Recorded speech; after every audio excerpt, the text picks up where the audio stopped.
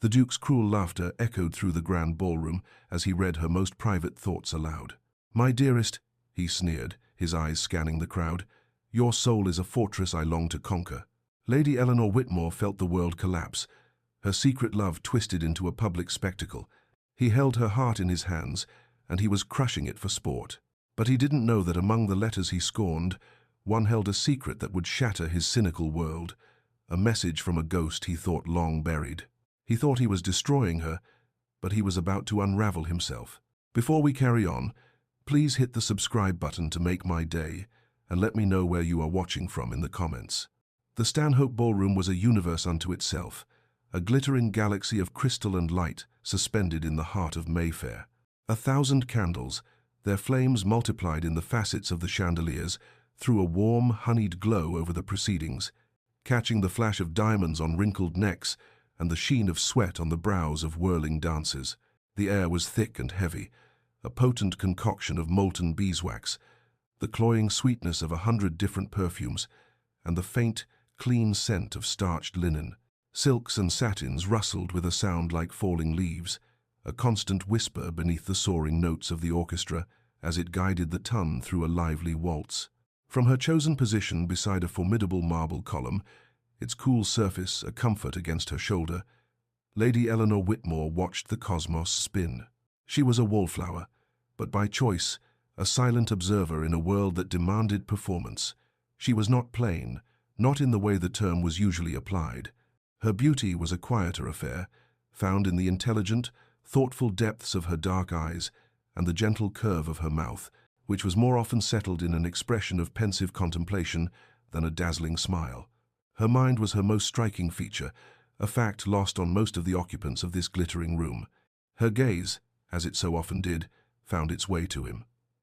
Duke Edmund Blackwell, the Duke of Ashbourne, was the unmoving sun around which this entire social system seemed to revolve. He stood with a circle of friends, yet he was utterly alone, a pillar of bored indifference in a sea of frantic energy. He was devastatingly handsome, a fact no one could deny, with a jaw carved from granite and hair the color of midnight, but the perfection of his features was marred by the perpetual scowl etched between his brows and the cynical, dismissive curl of his lips. He radiated a coldness that was both a warning and a magnet. Eleanor watched him, her heart performing a familiar, painful flutter, a rhythm of hopeless adoration she had carried within her for years. "Still pining, Eleanor?" a soft voice murmured in her ear. Lady Beatrice, her dearest friend, appeared at her side, her own expression one of fond exasperation. "One would think after all this time you would have found a more worthy object for your affections. A tree, perhaps, or a particularly handsome statue. They would offer a warmer response." Lady Catherine, joining them, fanned herself languidly. "B is right. The man is a block of ice. I saw him curdle Lady Danbury's ambitions for her poor daughter with a single sentence not 10 minutes ago." The girl looked as though she might faint from the frostbite. Eleanor offered a weak smile, her eyes still fixed on the Duke. "He is not always so cold. There is a sadness in him." Beatrice sighed, patting Eleanor's arm. "You see sadness where the rest of us see arrogance, my dear. It is the poet in you." It was true. Eleanor saw what others missed, or perhaps what she wanted to see. She saw the flicker of profound weariness in his eyes when he thought no one was watching, the tension in his shoulders that spoke of a burden far heavier than his title. This was the man she wrote to in the quiet of her chambers, the man she poured her secret heart out to on pages she never intended to send. Across the room, Edmund deflected another hopeful mother with a remark that was as sharp and as brilliant as a shard of glass. His friends, the ever-present Lord Harrington and the vacuous Sir Reginald, roared with appreciative laughter. Edmund felt nothing but a deep, resonant boredom. The noise, the simpering smiles, the desperate, grasping ambition, it was all a tedious play he had been forced to watch his entire life. He longed for silence, for a moment of authenticity in this palace of gilded lies. The frivolity was a physical weight, pressing down on him, and he felt an urgent need to escape. With a curt nod to his companions, he turned and slipped away from the main ballroom, his departure barely noticed by the swirling throng. The library, he thought. It was always empty during these affairs. The adjoining room was a sanctuary of shadow and quiet. The cacophony of the ball faded to a distant murmur, replaced by the hushed reverence of the space. Leather-bound books, silent witnesses to centuries, lined the walls from floor to ceiling, their spines gleaming like dark jewels in the dim light. The air smelled of old paper, of leather, and of the brandy left out on a side table. At that very moment, Eleanor, feeling overwhelmed by the heat and the ceaseless chatter, had the same idea.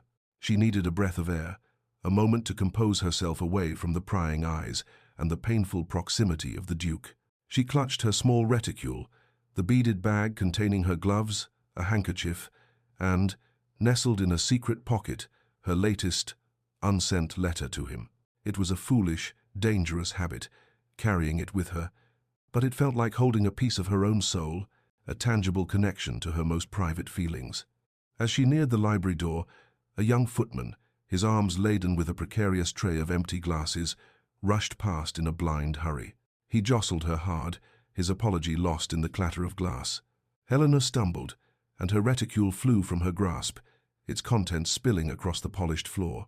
Mortified, she knelt, her cheeks burning with embarrassment, hastily gathering her things. She did not see the small, leather-bound packet of her previous letters, a neat bundle tied with a simple ribbon, slide silently under the heavy velvet skirt of a nearby divan. She secured her reticule, took a steadying breath, and retreated back towards the ballroom, her moment of peace ruined. A short while later, Edmund pushed open the heavy oak door to the library. The silence was a balm.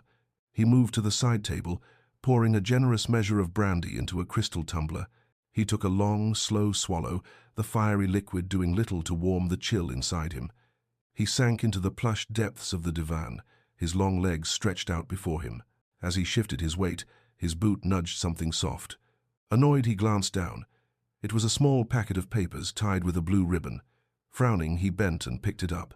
The letters were written on fine vellum, the script a delicate, exquisitely feminine hand. They were unsigned. His curiosity piqued, a rare sensation. He untied the ribbon. He returned to the ballroom not 10 minutes later, a cruel, unfamiliar smirk playing on his lips. The music had softened to a gentle melody, and the guests were clustered in conversational groups. He rejoined his friends, holding the packet of letters aloft like a trophy. "Gentlemen," he announced, his voice pitched to carry, cutting through the low hum of conversation.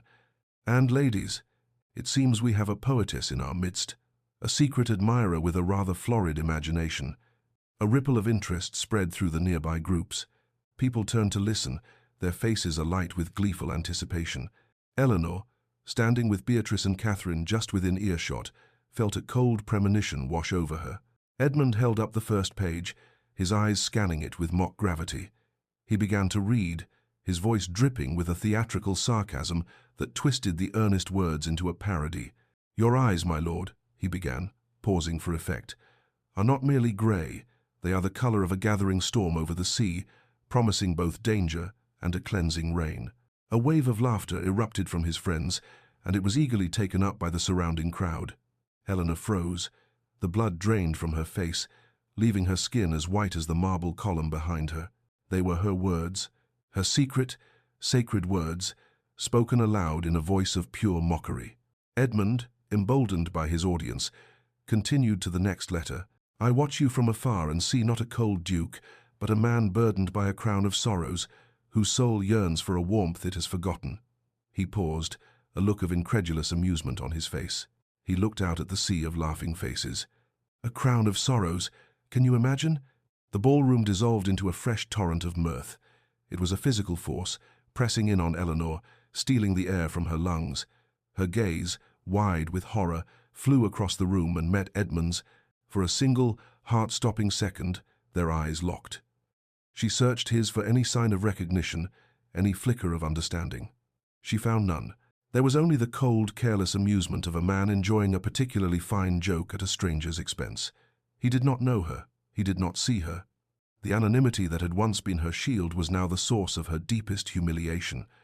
The world tilted on its axis, the glittering lights of the ballroom blurring into streaks of cruel, indifferent fire. Utterly and completely shattered, she turned and fled, a choked sob escaping her lips. Beatrice, her own face a mask of fury, rushed after her, leaving the sound of the Duke's voice and the relentless, echoing laughter behind them.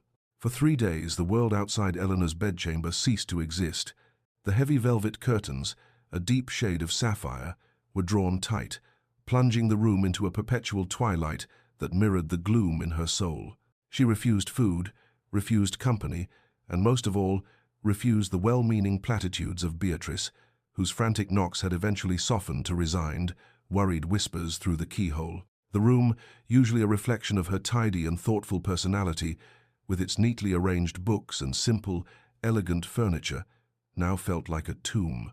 Eleanor lay in her bed, the sheets a tangled mess around her, and stared at the canopy above, but she did not see the silk.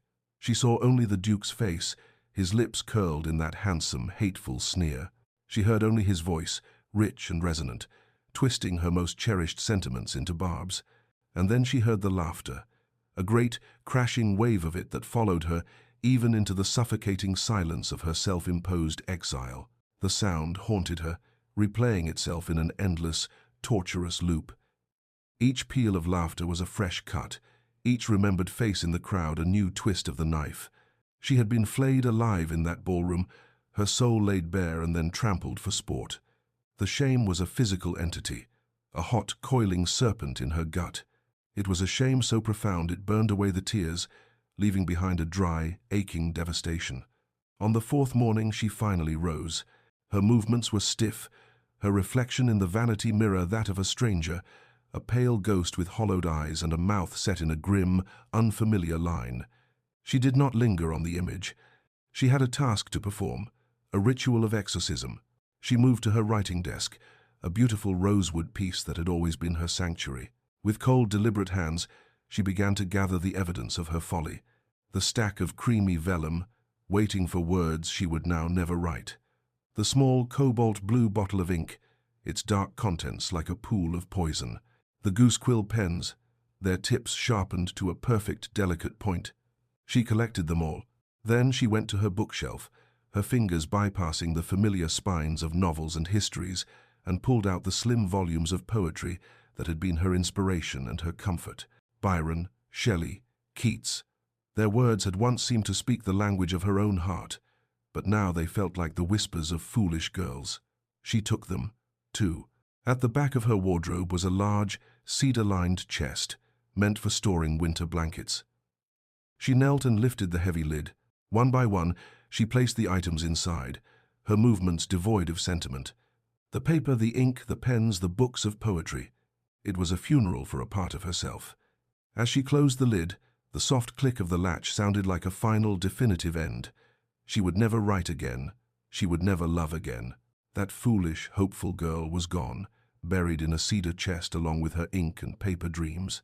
In her place stood a woman forged in the fires of public humiliation, a woman who would build a fortress around her heart so high and so thick that no man, especially not a certain duke, would ever find his way inside.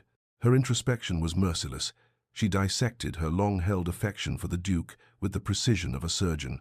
She realized with a clarity that was both painful and liberating that she had not been in love with Edmund Blackwell, the cold, arrogant man who moved through the ton like a bored god. She had been in love with a ghost, a figment of her own romantic imagination. She had seen a flicker of sadness and mistaken it for depth, seen his isolation and called it a burden of sorrow.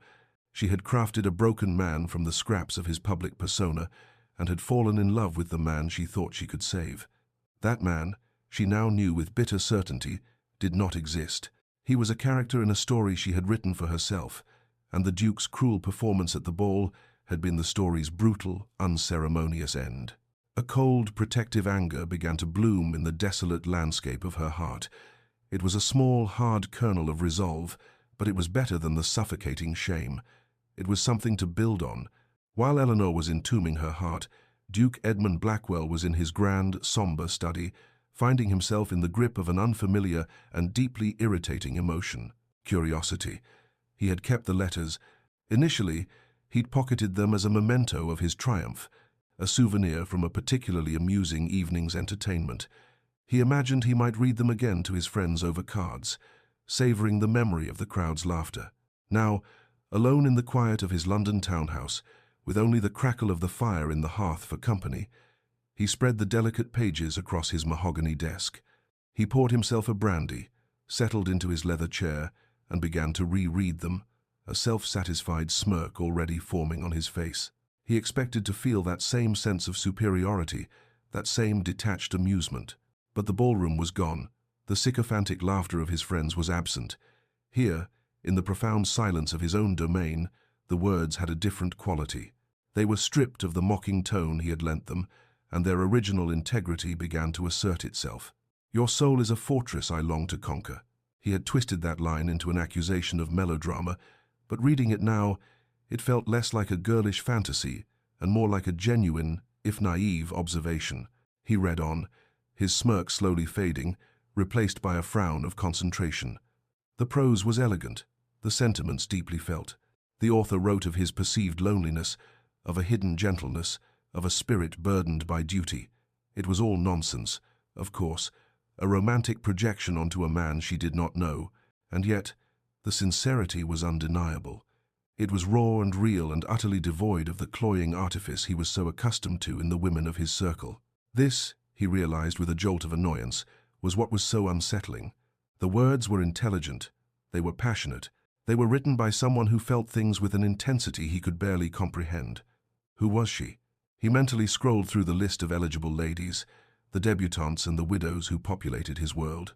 Lady Annabel Finch, too vapid. Her thoughts didn't extend beyond the next new bonnet. The Harrington sisters, too calculating, their every word a carefully weighed move in the great game of marriage. He dismissed them all. None of them had the depth, the soul, to write these words. The author was a mystery, and the mystery was beginning to occupy far too much of his mental space. He found himself irritated, annoyed that these anonymous, sentimental scribblings were commanding his attention, getting under his skin in a way no living, breathing person had managed in years. He was the Duke of Ashbourne. He did not get intrigued.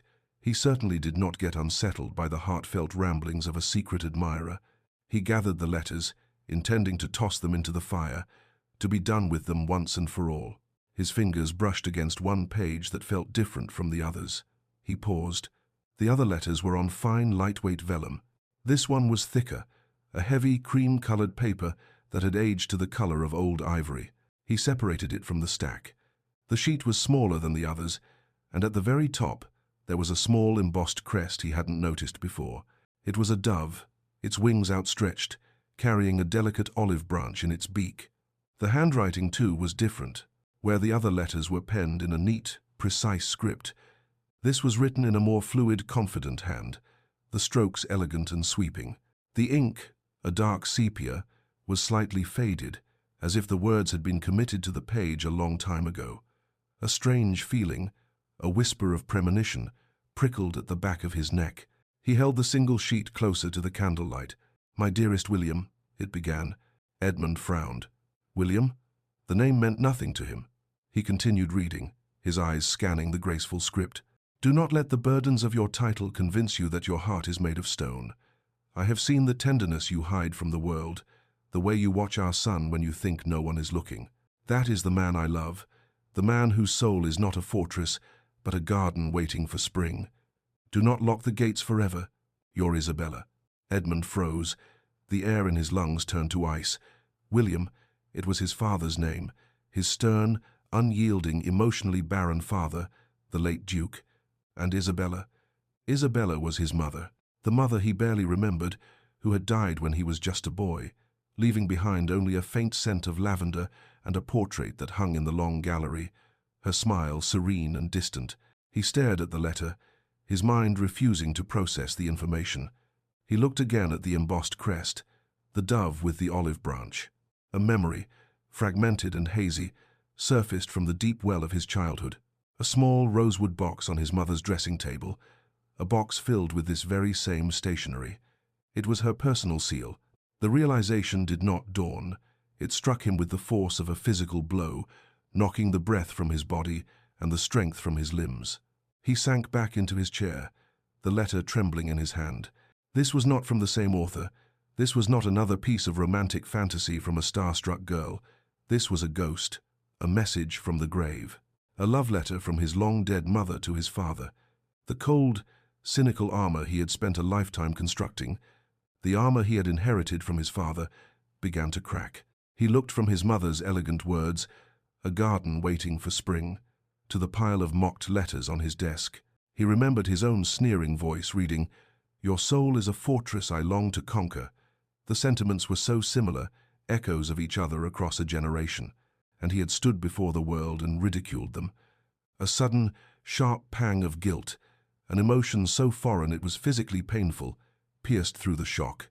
It was a guilt so profound it felt like sacrilege, as if he had not just humiliated a stranger, but had desecrated the memory of his own mother.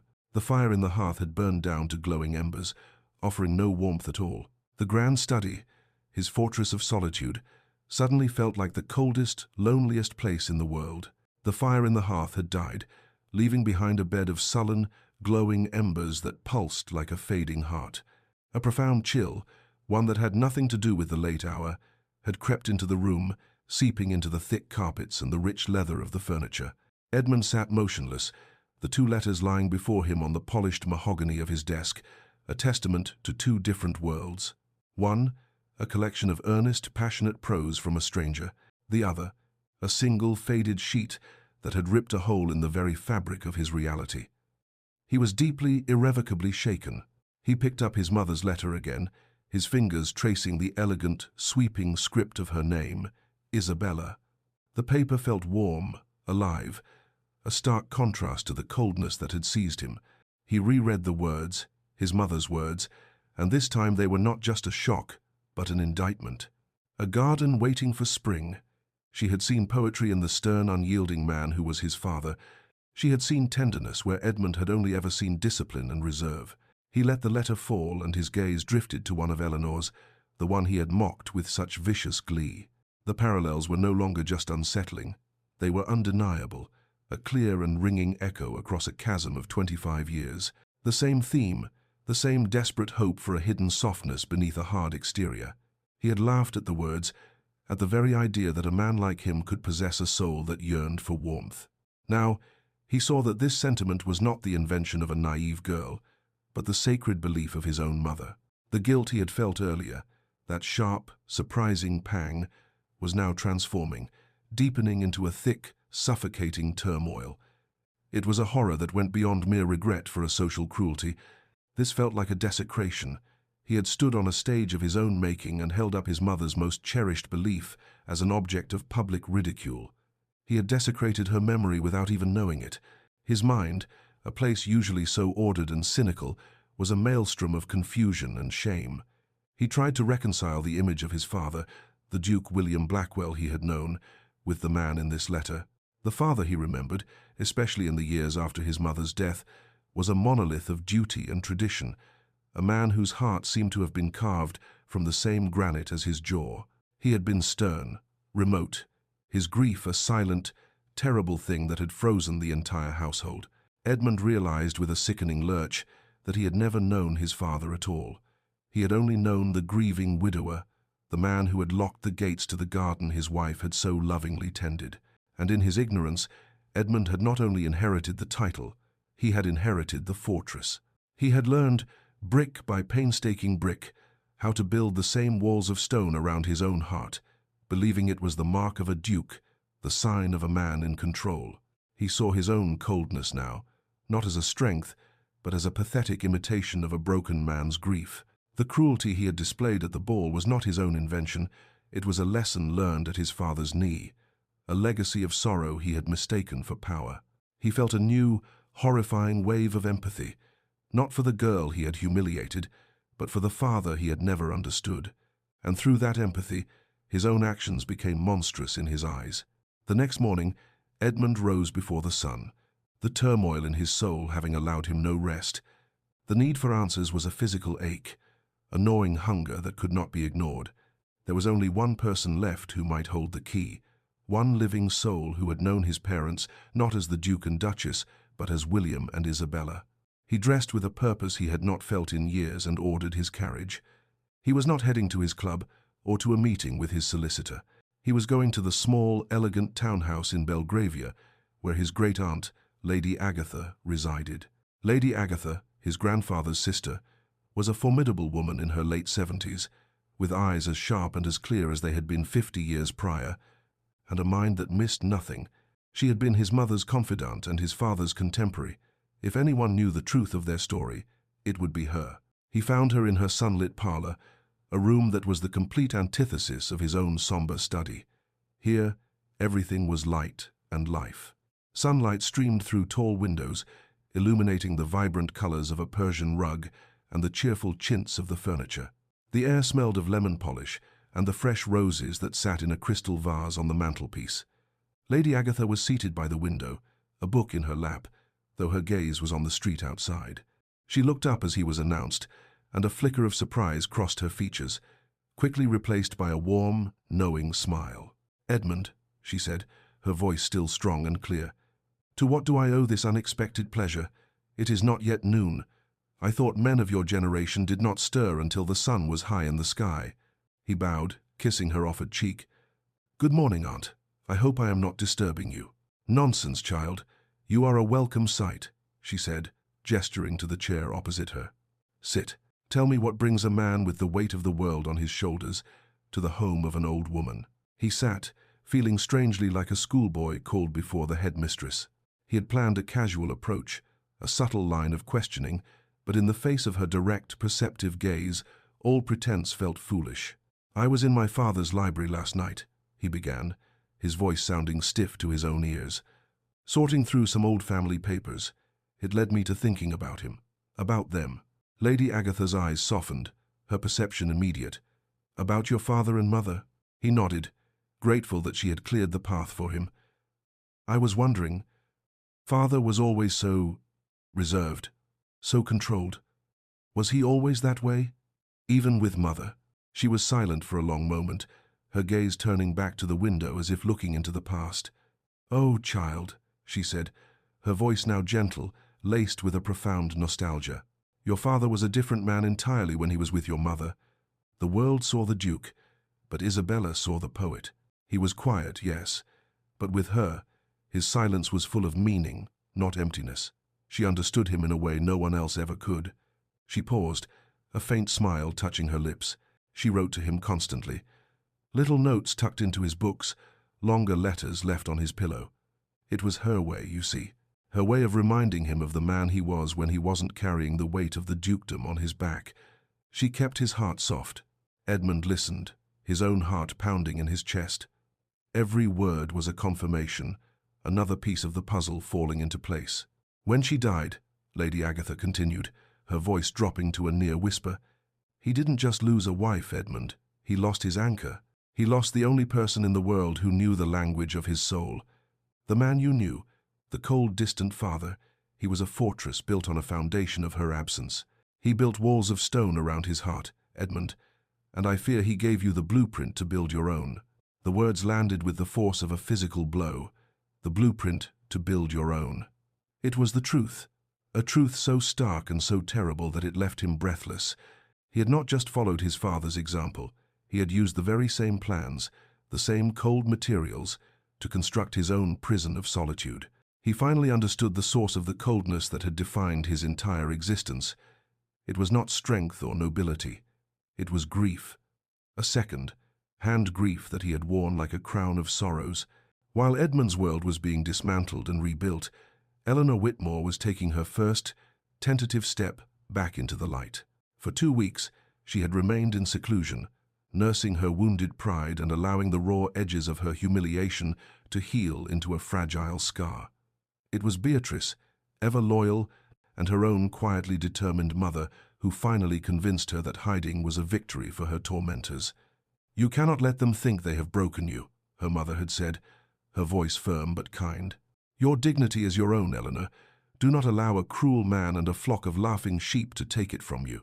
And so, she found herself at a daytime garden party at the country estate of the Viscountess Allerton. The atmosphere was a world away from the oppressive formality of the Stanhope Ball.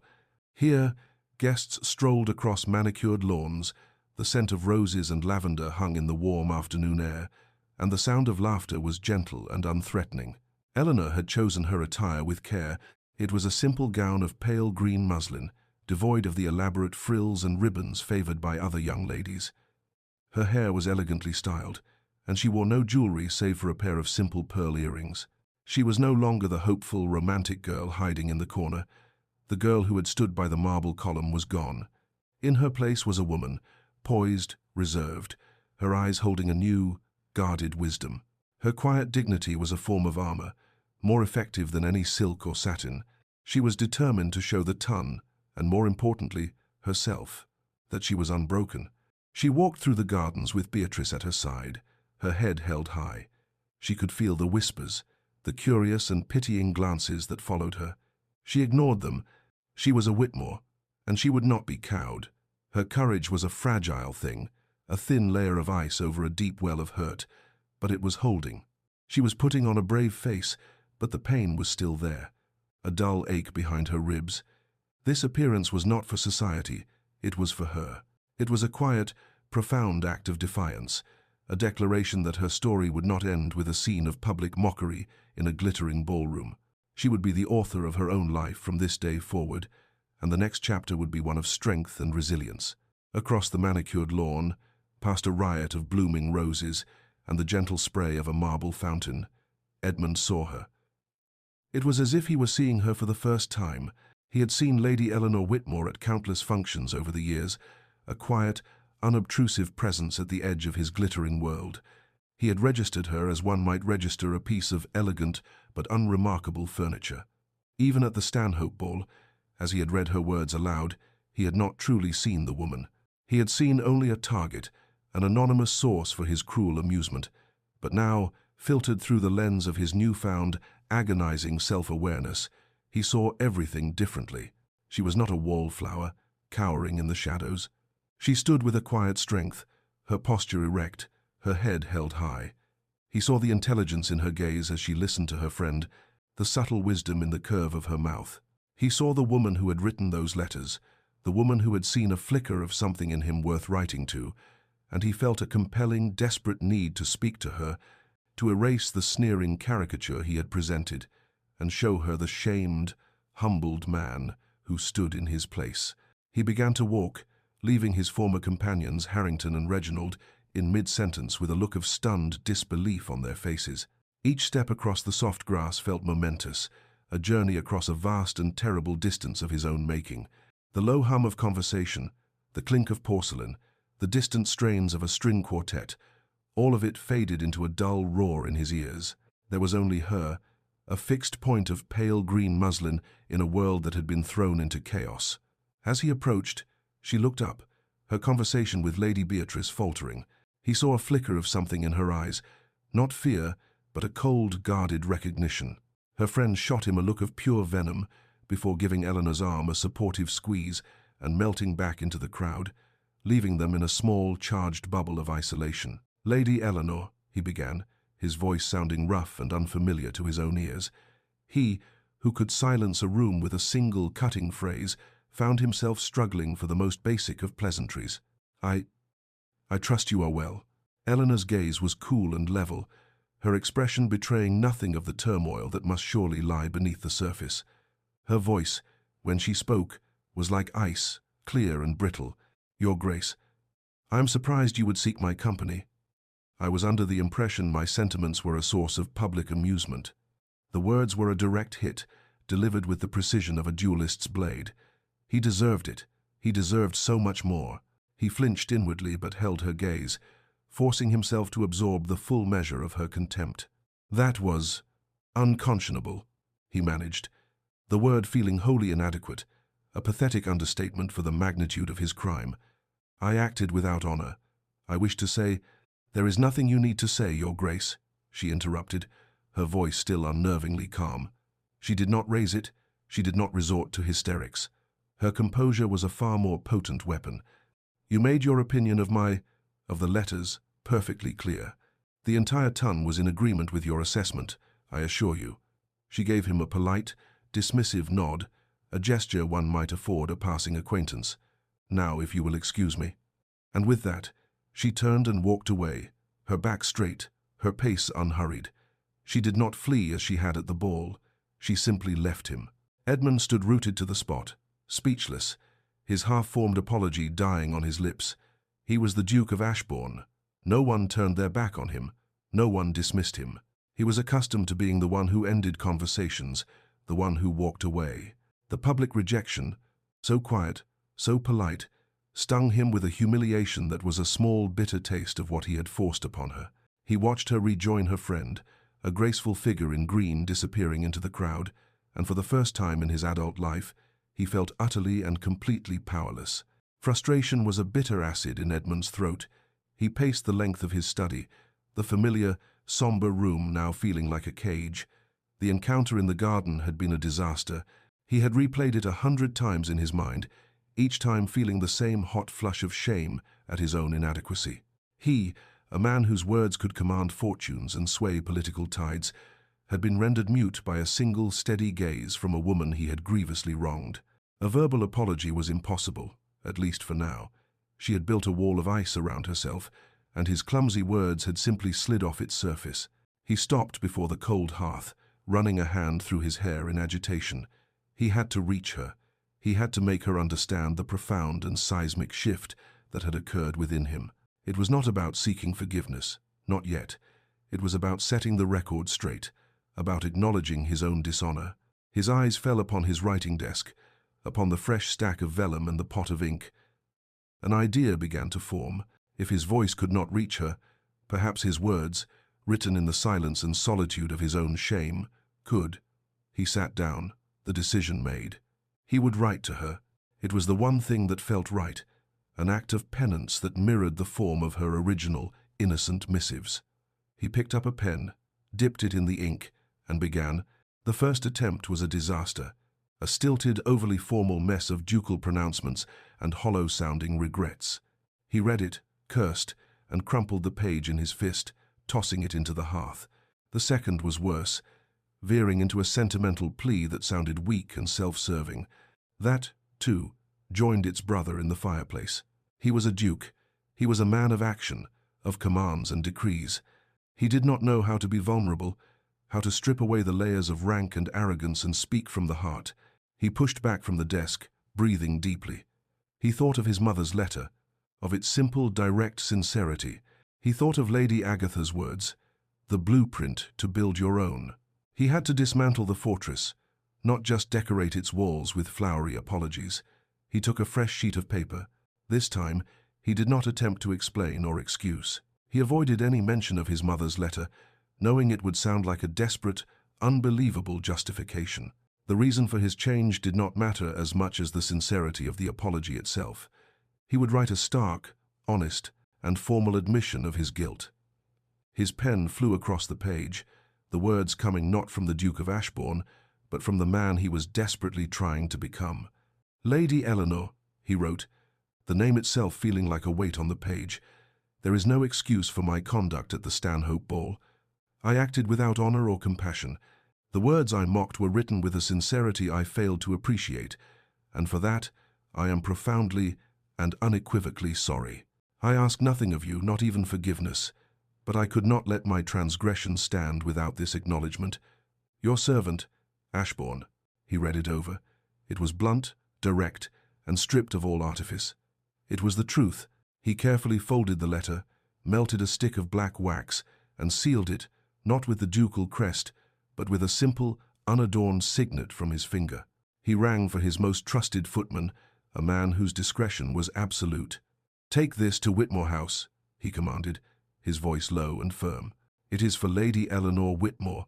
You are to ensure it is given directly into her hands, and no one else's. Do you understand? The footman, his face a mask of professional impassivity, bowed. Perfectly, Your Grace. Edmund watched him go, the letter a small white vessel carrying the heaviest cargo he had ever sent, a single, desperate shard of his own broken pride. Eleanor was in her private sitting room, staring out the window at the Rain Street, London Street, when the letter arrived. Her maid brought it on a small silver tray, her expression a mixture of curiosity and apprehension. From the Duke of Ashbourne, my lady, she whispered, as if the name itself were scandalous. The footman insisted it be given only to you. Eleanor's first instinct was a surge of pure, unadulterated anger. How dare he? After her public dismissal of him, how dare he attempt to invade the sanctuary of her home?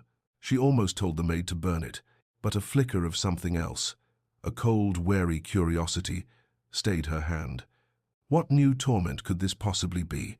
A more elaborate form of mockery? A gloating reminder of his victory? She had to know. "Thank you, Mary. You may go." Once she was alone, she stared at the letter as if it were a venomous snake. The paper was thick, expensive. The seal was a simple black wax, bearing no crest. Her name was written in a strong, masculine hand. With trembling fingers, she broke the seal and unfolded the single sheet. Her eyes flew across the words, her heart pounding a frantic, suspicious rhythm against her ribs. She read it once, then twice, then a third time. She was utterly shocked into silence. This was not what she had expected. There was no mockery, no arrogance, no veiled insult. The tone was so different from the man at the ball, so starkly, formally sincere, that it felt as though it had been written by another person entirely. Profoundly and unequivocally sorry. The words were absolute, leaving no room for misinterpretation. Her mind, sharpened by weeks of pain and suspicion, immediately began to search for the trick, the hidden angle. Was this a new kind of game? A way to lull her into a false sense of security before delivering another, more devastating blow? She could not, would not, trust him. The man who had humiliated her with such casual cruelty was not capable of this kind of sincere, self-effacing apology. And yet, the letter felt real. The stark honesty of it, the lack of any excuse or justification, resonated with a strange kind of truth. It didn't feel like a joke. It felt heavy. It felt like shame. She folded the letter and placed it in a locked drawer of her writing desk, the desk she had not touched in weeks. She would not reply. To acknowledge it would be to open a door she had bolted shut, to invite him back into a world from which she had violently expelled him. But as the days turned into a week, the letter remained in her thoughts, a small, persistent seed of confusion and doubt planted in the hardened soil of her resolve. It was a question mark, hanging over the absolute certainty of her hatred for him. Edmund, meanwhile, had expected her silence. He knew that a single letter could not possibly undo the damage he had done. Words were cheap. His actions had spoken with brutal volume, and now only new actions could hope to offer a rebuttal. He began a new strategy, a campaign of quiet, patient persistence. He started to frequent the same places he knew she enjoyed, places he had previously disdained as tedious or beneath him. One afternoon, she was in the lending library, searching for a new novel, when she looked up and saw him in a nearby aisle, ostensibly examining a dusty tome on agricultural reform. He did not approach her. He simply met her gaze for a brief second, gave a slow, respectful nod, and returned to his book. Another morning, as she took her customary walk through the park with Beatrice, she saw him riding on a distant path. He did not alter his course to intercept her. He merely tipped his hat as he passed before continuing on his way. He appeared at the same art gallery, at a quiet concert of chamber music, at the very edge of a social gathering she had been forced to attend. Each time, it was the same. He made his presence known, offered a quiet, polite greeting if their eyes met, and then kept his distance. He never pressed her, never sought conversation, never put her in the uncomfortable position of having to speak to him. He was simply there, patient, silent, watchful. It was a strange, unnerving courtship of presence, a siege of quiet respect. The game had changed entirely. He was now the pursuer, but in a way that no one, least of all Eleanor, could ever have expected. The power dynamic had shifted, and she found herself, much to her own consternation, watching him as he watched her. The quiet campaign of ducal penitence continued for another week, a silent, one-sided conversation played out in the public spaces of London. Eleanor found herself caught in a state of profound and unsettling suspense. Each time she saw him, a quiet figure in the background of her life, her heart would perform a complicated, contradictory leap of both apprehension and a strange, unwelcome anticipation. She told herself it was merely a new, more insidious form of torment, a psychological game designed to unnerve her. Yet, she could not deny the evidence of her own eyes. He never intruded, never demanded, never presumed. He simply existed, his presence a constant, respectful question to which she refused to give an answer. One rainy Tuesday afternoon, seeking refuge from both the weather and her own circular thoughts, Eleanor found herself pushing open the heavy oak door of Hatchard's bookstore on Piccadilly. The familiar scent of paper, ink, and leather was an immediate comfort, a balm to her frayed nerves. This was her sanctuary, a world of stories where she had always felt at home.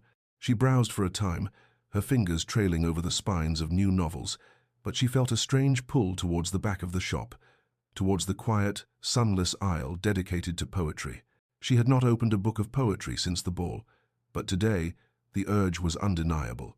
She stood before the works of Lord Byron, her gaze falling upon a handsome, leather-bound edition of Time's Child Harold's Pilgrimage Asterisk. She did not reach for it. She simply stood there, remembering the passion his words had once ignited in her, a passion that now felt like a distant, painful memory. I always found his work to be overly sentimental. The voice was low, unexpected, and far too close. Eleanor started, her hand flying to her chest as she spun around. It was him. The Duke of Ashbourne stood at the other end of the narrow aisle, holding a slim volume and regarding her with an expression she could not decipher. It was not the cold arrogance of the past, nor the stark formality of his letter. It was something quieter, more tentative. For the first time since the ball, they were truly alone, trapped between walls of silent words. Her first instinct was to flee, to offer a curt nod and walk away as she had in the garden. But she was tired of running, and here, in her sanctuary, she felt a flicker of her old self, the woman who was not afraid of an intellectual debate. She lifted her chin, her voice cooler than she felt. "I disagree, Your Grace. I think beneath the sentimentality there is a profound loneliness, a man trying to convince himself he feels nothing at all." The words hung in the dusty air between them. She had expected a dismissive retort, a cynical laugh. Instead, she saw something shift in his eyes. He looked genuinely taken aback, as if her words had struck a target she hadn't known she was aiming for. He looked down at the book in his own hands, then back at her, and the mask of the Duke seemed to slip, just for a second, revealing a startling vulnerability. "Perhaps you are right," he said, his voice quiet, almost introspective. "It is easier to mock the sentiment than to acknowledge the loneliness. It is a kind of armor." He spoke as if discussing the poetry, but his gaze was fixed on her, and Eleanor knew with a sudden, heart-stopping certainty that they were no longer talking about Lord Byron. He was talking about himself. He found himself opening up in a way he never had before, speaking of the crushing weight of expectation, the isolation of a title, all through the safe, impersonal metaphor of literary criticism. He spoke of duty as a cage, and of cynicism as a shield worn for so long it had become a second skin. Eleanor listened, mesmerized. This was the man she had written to. This was the man she had glimpsed in fleeting moments of weariness, the man she had believed in, the man she had mourned. He was not a figment of her imagination. He was real, and he was standing before her, his soul laid bare in a dusty bookshop aisle. The first spark of a genuine connection, something far deeper than her previous infatuation, ignited between them. It was a connection of the mind, an intellectual and emotional recognition that transcended rank and circumstance. For the first time, they were not a duke and a wallflower.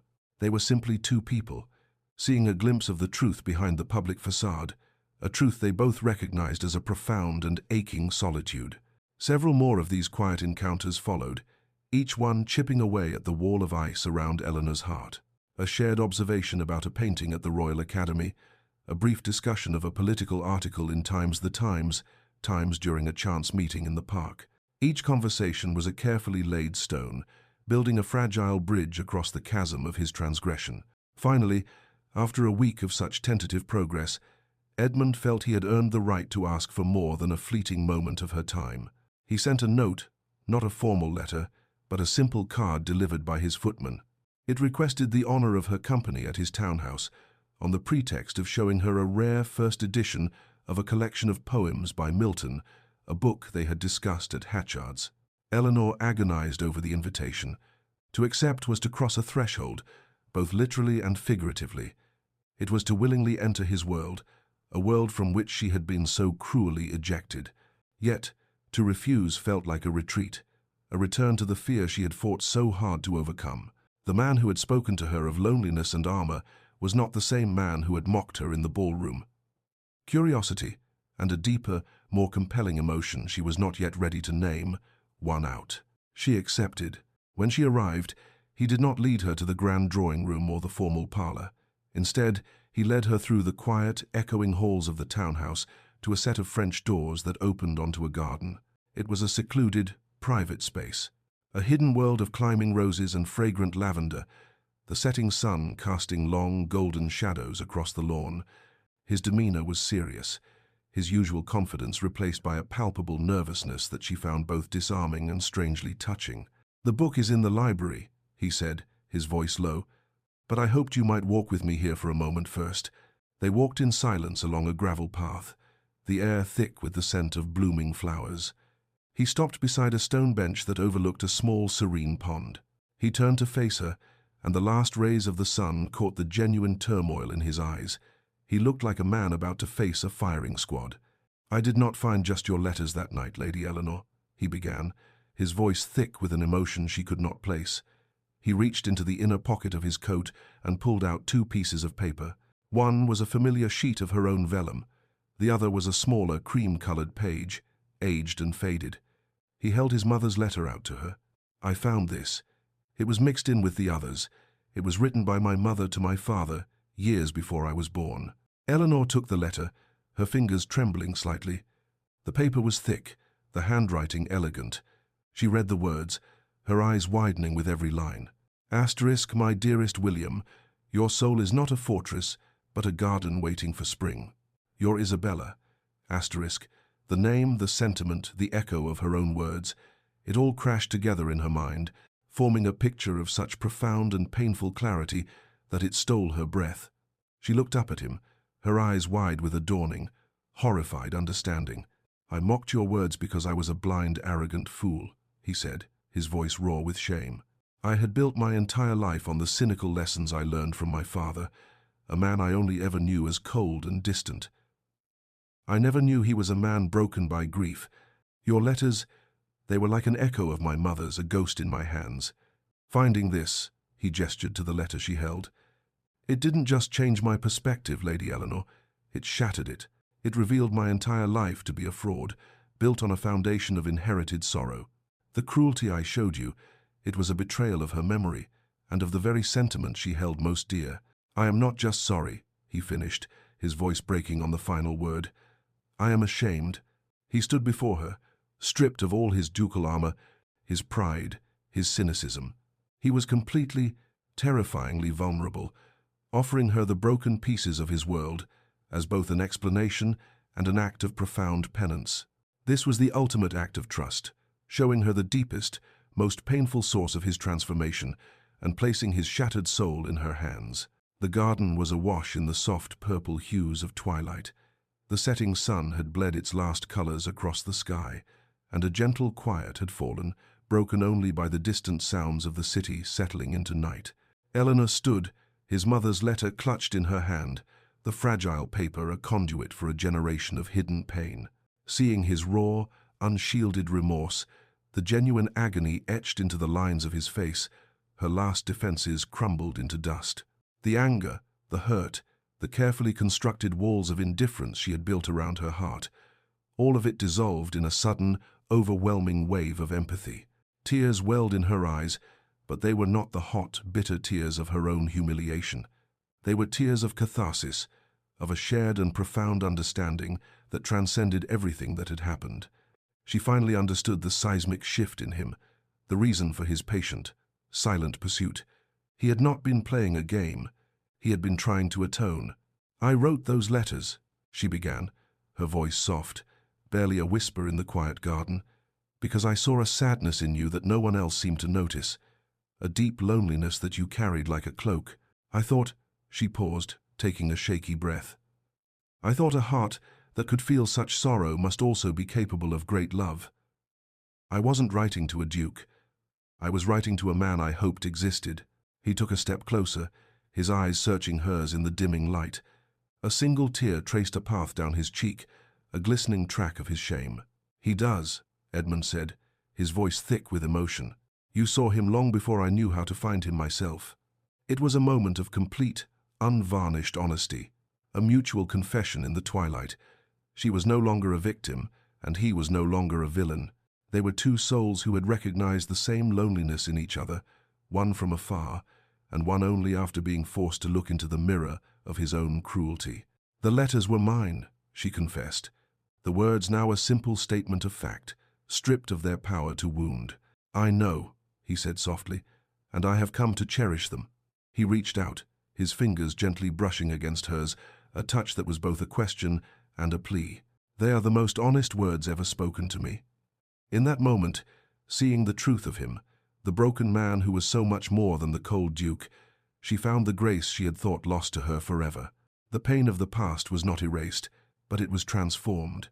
It was no longer the defining moment of her life, but the brutal, necessary prologue to this fragile, beautiful understanding. She looked at the man before her, the man who had caused her the deepest pain she had ever known, and she felt not hatred, but a profound and aching tenderness. She forgave him. The forgiveness was not a gift she bestowed upon him, but a release for them both. It was a quiet acknowledgement that they were no longer defined by the humiliation of the past, but by the new, tentative hope for a future that was just beginning to blossom in the fading light of his mother's garden. Their courtship, when it began, was a thing of quiet rebellion.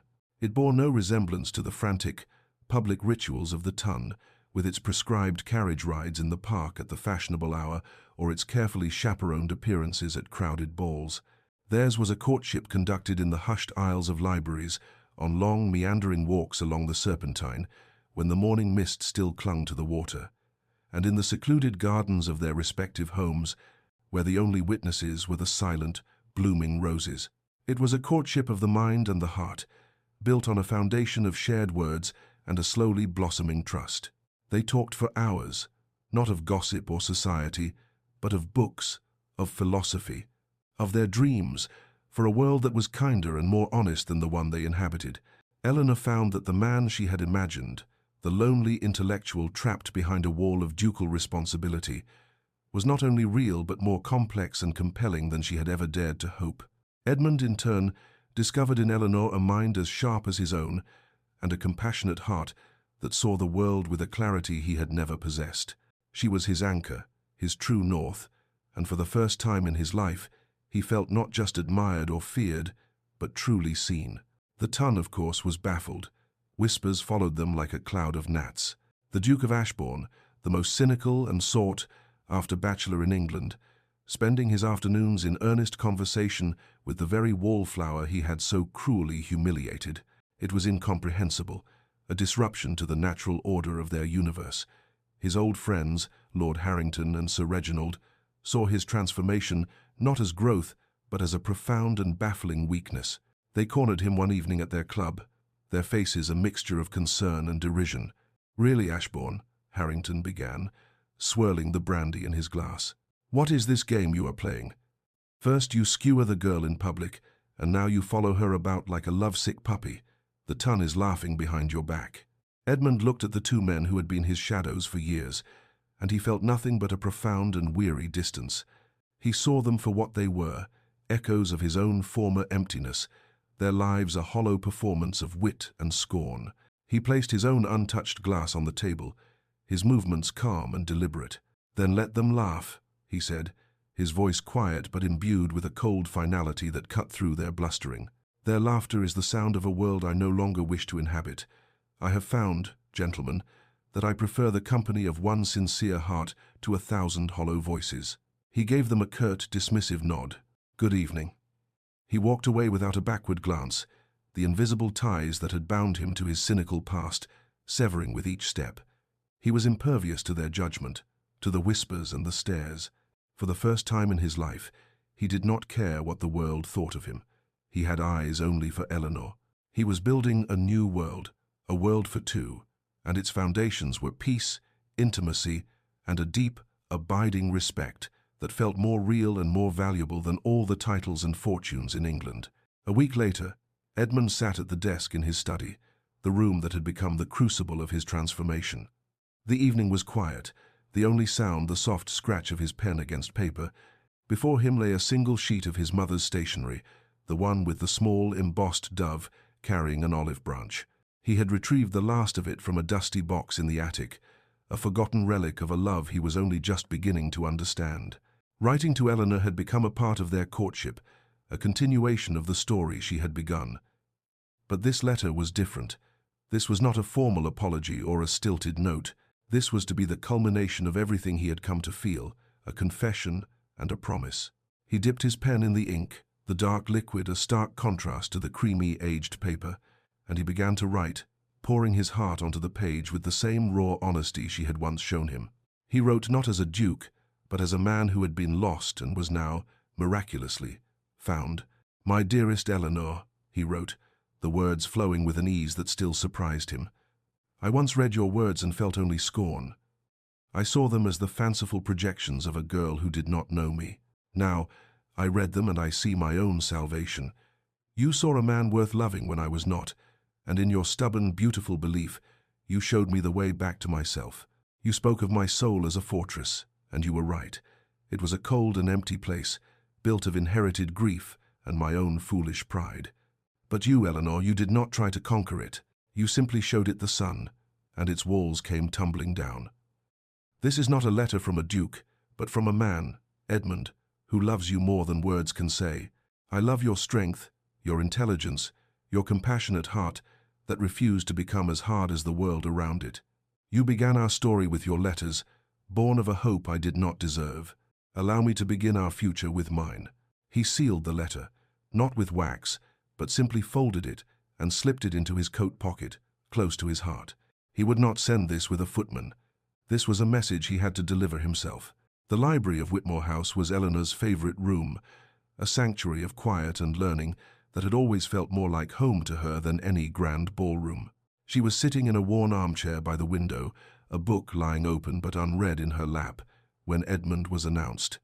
Her heart gave a familiar, joyful leap. He entered the room, and she smiled, but her smile faltered slightly when she saw the expression on his face. He was nervous, his usual calm composure replaced by a serious, vulnerable intensity that made the air in the room feel charged. He walked directly to her, bypassing all pleasantries. "Eleanor," he said, his voice low. He reached into his coat and retrieved the letter, holding it out to her. "I wrote this for you." Her fingers trembled as she took it, recognizing the thick, cream-colored paper of his mother's stationery. She unfolded it, her eyes scanning the lines of his strong, clear handwriting. As she read, the world around her seemed to fade away. The words on the page were a balm to every wound she had ever suffered, a validation of every secret hope she had ever harbored. They were the most beautiful words she had ever read. When she reached the end, tears were streaming freely down her face, but they were tears of pure, unadulterated joy. She looked up from the letter, her vision blurred, and found him down on one knee before her, his eyes fixed on her face, his own emotions shining bright and clear. "Your letters brought us together through pain and humiliation," he said, his voice thick with the depth of his feeling. "I want this letter, and this promise, to be the foundation of a lifetime of joy. You taught my heart how to feel again, Eleanor Whitmore. You taught me how to love. Will you do me the honor of becoming my wife?" Through her happy tears, she could only nod at first, her throat tight with an emotion so powerful it stole her voice. She found it at last, a single, perfect word that held all the love and forgiveness and hope in her heart. "Yes," she whispered, her voice breaking. "Yes, Edmund, yes." The story did not conclude in a grand ballroom, under the glittering eyes of the Tun. It found its true ending weeks later, in a quiet, intimate moment. They were standing together in the long gallery of his family home, the Duke and his new Duchess. The afternoon sun streamed through the tall windows, illuminating the portraits of his ancestors. They stood before the portrait of his mother, Isabella, her painted smile seeming to hold a new warmth, a new light of approval. Edmund was holding Eleanor's hand, his thumb gently stroking her knuckles. On a mahogany table beside them, lay a neat, ribbon-tied stack of letters. The very letters that had caused so much pain, the letters he had mocked and she had mourned, now lay as the treasured, sacred text of their beginning.